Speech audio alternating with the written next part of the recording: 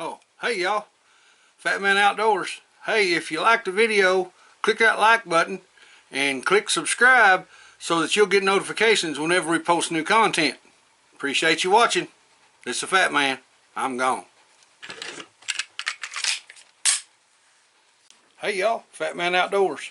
Today I want to do a real quick video. I'm going to try to do it as quick as I can.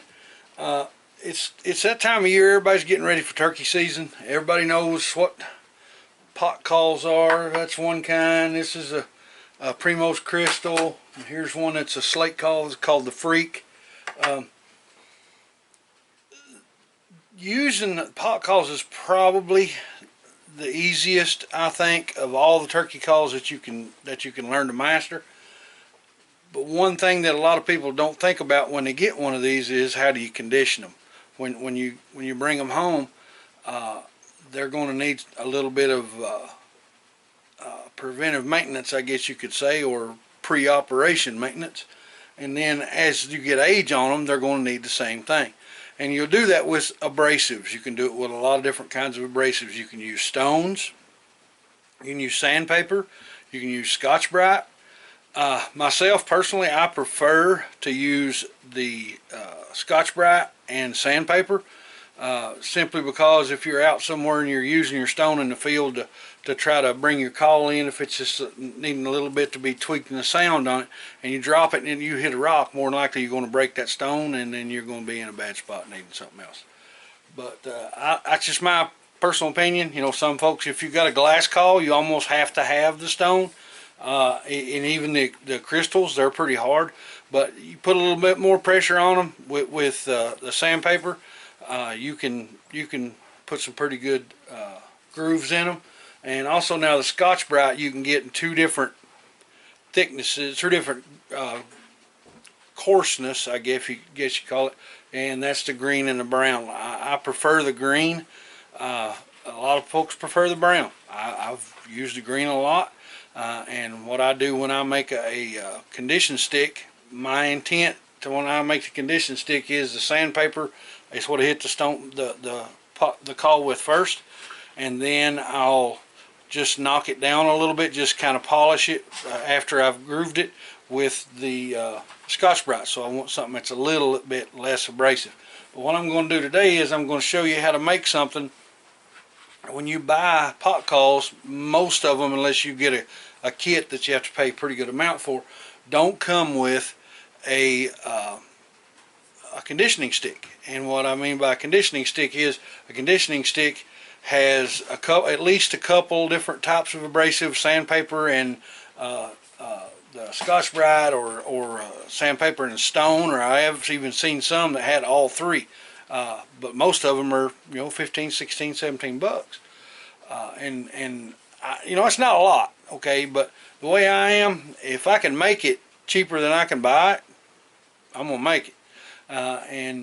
This particular way of doing it, you can make them a lot cheaper than you can buy them, and you can even show folks how to do it, and they can do their own, and they can save a lot of money depending on what kind of call you're using at that time. And you can set up your stick a little bit different.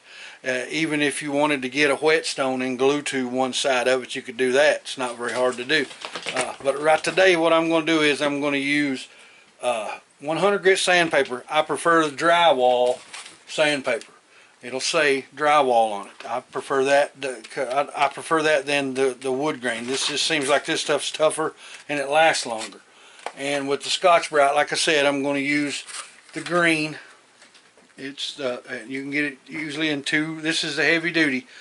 You can get it in green or red. I prefer the green. Okay. And then what I'm going to do is I'm going to use just paint stick like you get at a hardware store, just regular old paint stick. You can do it with rulers. You can even go out to your shop if you got a table saw and rip you about a couple of quarter-inch wide or eighth-inch wide pieces of wood and do it that way. It's either one that you prefer. What I do is I'll cut one to the length that I want it, and then I'll lay, after I cut that one, I'll lay it on the stick, because I don't do it with, go out to the shop and get a saw and do all that. And I'm going to scar it with a knife. This stuff breaks pretty easy. And then just pop it right off. Now I've got two pieces cut exactly the same. Just took a second. Not hard to do. They're exactly what they need to be. Now, what I'm going to do first is I'm going to apply some hot glue to this stick. Just a spot. Let me adjust the camera here a little bit to where you guys can better see what's going on in the Fat Man's world. How about that? Is that better? Yeah, alright.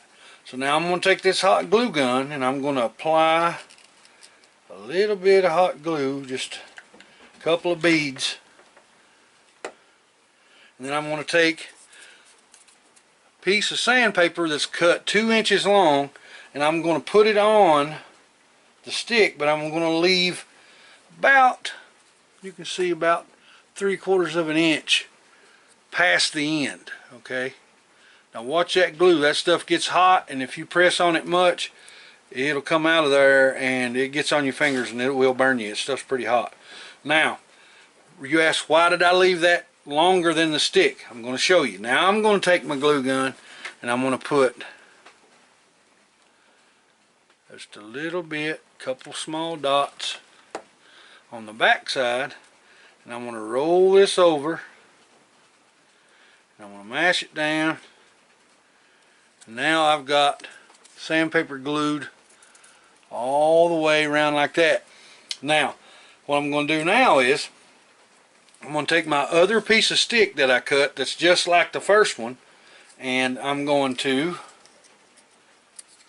apply glue. Make sure you got it turned the right way, because most of the time you won't get a perfect square cut, but if you got it turned the right way, it won't matter, because that way the cuts will still line up. Then I put me some glue on there. I'm just going to pop it right down on there like that. And again, when you go to squeeze these together, keep your fingers out of the way, because that glue gets on your finger, it'll burn you. It's pretty hot on this one. I think I got it turned up to 110 watts so that it melts glue pretty fast. Now what I've got is, that's already stuck together just like dead tight. I mean really, really good and tight. Any excess glue comes out after you give it a second. It'll come right off, not a problem. Now that's stuck together good, and it's very waterproof. That glue is extremely waterproof. Now what I'm going to do is I'm going to take a piece of Scotch-Brite, 1.5 inches long, that I cut the same width of the paint stir sticks, and I'm going to take a couple of dabs of hot glue on the side that doesn't have anything on it.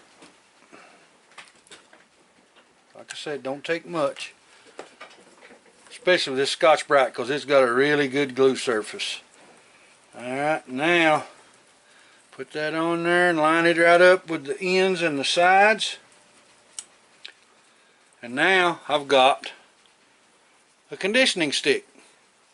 Now again, like I said, the usual price on these that I saw, say at Walmart, was about 12 to 14 bucks, depending on the brand style that you used.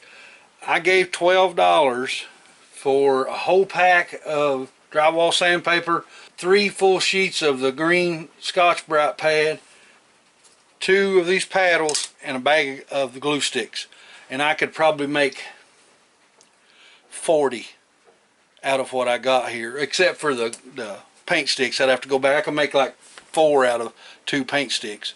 But as far as the expensive stuff, the glue and the Scotch-Brite pad and the sandpaper, I mean, I could make a bunch of them for what it would cost me to go to Walmart and buy one. And that took what, 5 minutes? Hey, y'all. Appreciate you watching this video. Hope to see you in the next one. This is Fat Man. I'm gone.